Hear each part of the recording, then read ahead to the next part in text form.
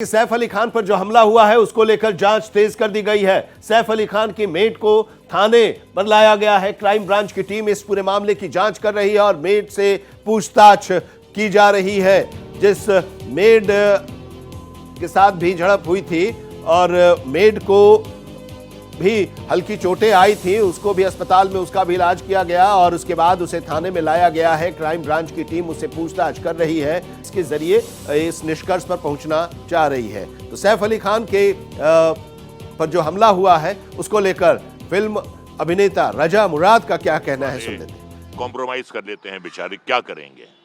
अगर मन की शांति नहीं है, अगर आपको जान का खतरा है तो आप उसकी खरीदारी करते हैं, आप शांति को खरीदते हैं। पुलिस तक बात ना पहुंचे, पुलिस तक बात पहुंचती है तो और भी खतरा होता है। ये सिलसिला है, चलता आ रहा है और कब तक चलेगा ये कहना मुश्किल है। लेकिन बहुत ही बात जो है ये गंभीर है।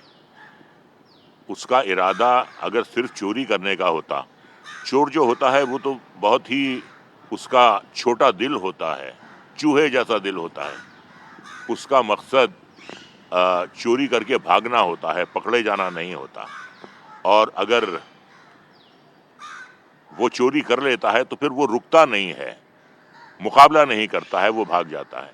लेकिन जिस तरीके से मुकाबला किया गया, जिस तरीके से 6 चाकू के वार किए गए, जिस तरीके से उसकी स्पाइन तक घाव पहुंचे हैं, तो ये भी हो सकता है कि उसका इरादा जो है वो हत्या का हो।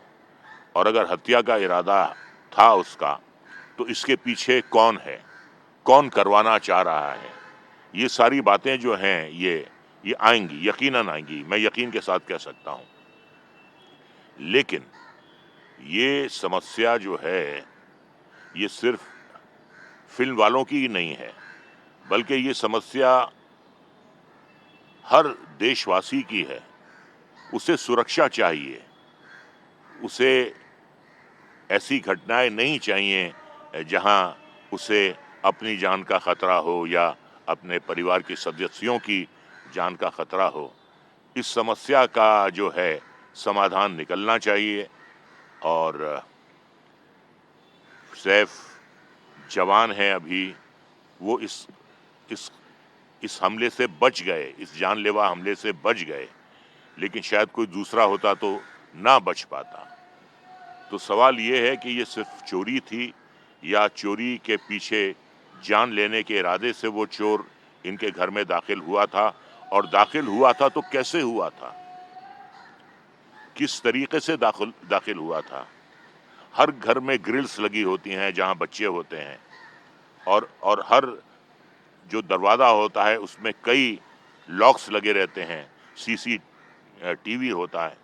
सवाल ये है कि इतनी बड़ी घटना हुई, इतनी हौलनाक घटना हुई, और इस घटना को इतनी आसानी से अंजाम कैसे दे दिया गया। ये बात जो है ये बहुत ही फिक्र की बात है और ये बात बहुत शर्म की बात है। तो रजा मुराद एक बड़ा सवाल उठा रहे हैं इस घटना को लेकर, और इस बीच लीलावती हॉस्पिटल के डॉक्टरों के एक मेडिकल बुलेटिन भी जारी की गई है और डॉक्टर भी अभी पत्रकारों से बातचीत कर रहे थे। जरा उनका क्या कहना है बता दें हम आपको कि सैफ की सर्जरी पूरी हो चुकी है। डॉक्टरों ने कहा कि सैफ अली खान को गहरी चोट आई है और ऑपरेशन जो हो रहा था वो ऑपरेशन पूरा हो गया है।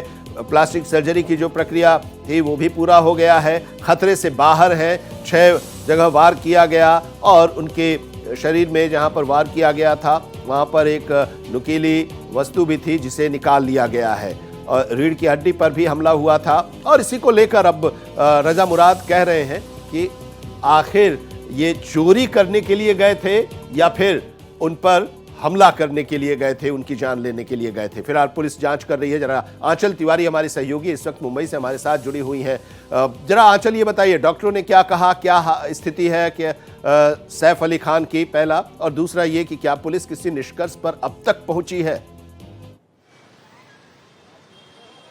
जी बिल्कुल आनंद, देखिए इस पूरे मामले को लेकर जो इन्वेस्टिगेशन है वो अभी लगातार जारी है। वहीं अगर सैफ अली खान की बात करें तो वो अभी ठीक है, उनकी जो हालत है वो स्थिर बताई जा रही है। उनके साथ में उनकी पत्नी करीना कपूर मौजूद है और उनकी बेटी सारा अली खान भी वहां पर मौजूद है अस्पताल में, और उनकी सर्जरी पूरी हो चुकी है। तो फिलहाल उनकी हालत अभी स्थिर बनी हुई है, लेकिन लगातार मुंबई पुलिस, फॉरेंसिक टीम और क्राइम ब्रांच की जो टीम है वो जांच करने में जुटी हुई है और अंदर लगातार जो जानकारियां हैं वो जुटाने की कोशिश मुंबई पुलिस की तरफ से की जा रही है कि क्या इसके पीछे कोई पुख्ता प्लानिंग किया गया था या फिर क्या कुछ था। ये कहीं ना कहीं मुंबई पुलिस, क्राइम ब्रांच की टीम पता करने की कोशिश कर रही है। लेकिन जिस तरीके से हाई सिक्योरिटी होती है और उसके बावजूद सैफ अली खान पर वार किया जाता है और पूरा का पूरा परिवार वहां पर मौजूद था, तो ऐसे में कई सवाल खड़े हो रहे हैं। हालांकि अभी तक जो आरोपी था वो उसकी गिरफ्तारी नहीं हुई है, उसे हिरासत में नहीं लिया गया है, लेकिन 7 टीमें गठित की गई हैं जो लगातार अलग अलग एंगल से इस पूरे मामले में जांच कर रही हैं। और इसके साथ ही साथ सैफ अली खान के जो 3 कर्मचारी थे उन्हें भी पूछताछ के लिए पुलिस लेकर गई है। और इसके साथ ही साथ जो नौकरानी थी जिससे आरोपी का हाथापाई होता है और फिर सैफ अली खान आते हैं और उसके बाद उन पर सीधे वार कर दिया जाता है, तो कहीं ना कहीं उस नौकरानी से भी पूछताछ होगी, लेकिन उसके पहले मेडिकल टेस्ट होगा और जो उसके बयान है वो दर्ज किए जाएंगे। तो इस पूरे मामले में हर एक एंगल से जांच जारी है। अब सवाल ये उठता है कि अगर जो आरोपी था वो इस घर में घुसता है और सीसीटीवी कैमरा जब पुलिस खंगालती है तो उसमें ऐसे कोई सबूत नहीं मिले हैं, तो मतलब कि आरोपी और कहीं ना कहीं जो नौकरानी थी दोनों की जुगलबंदी थी और उस पूरे घटना को अंजाम देने में कहीं ना कहीं नौकरानी भी उसके साथ में मिली हुई थी। अब ऐसे में अगर नौकरानी के बयान ऐसे कुछ दर्ज होते हैं तो ये बड़ा सवाल अब ये उठेगा कि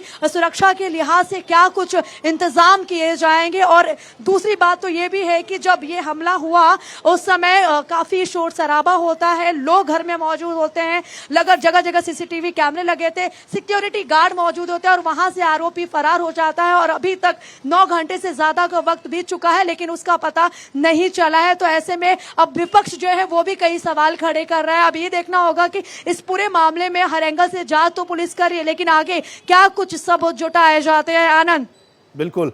और इस बीच एक अच्छी खबर ये कि डॉक्टरों ने भी बताया कि ऑपरेशन सफलतापूर्वक संपन्न हो गया है और उनकी हालत खतरे से बाहर है, तबीयत स्थिर है और रिकवरी भी अब वो कर रहे हैं। और इस बीच पुलिस पूरी जांच कर रही है, पूछताछ कर रही है, उस मेड से पूछताछ की जा रही है। आंचल ने बताया। बहुत बहुत शुक्रिया आंचल, और आगे भी हम आपसे जानेंगे जो क्राइम ब्रांच जांच कर रही है उसमें से और क्या कुछ निकल कर सामने आया है।